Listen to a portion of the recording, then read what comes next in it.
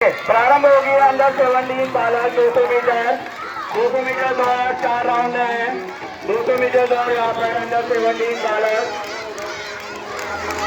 पहला राउंड यहाँ पर पूरा हो गया है दूसरा राउंड स्टार्ट हो गया है दूसरा राउंड यहाँ पर चल रहा है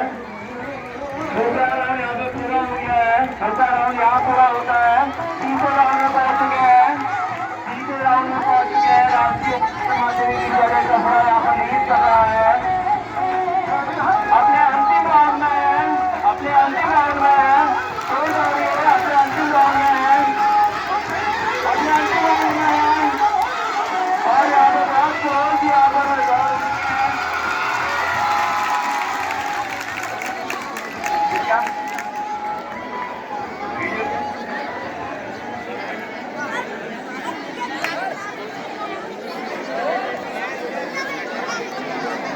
जोरदार तालियां गौरवनाथ।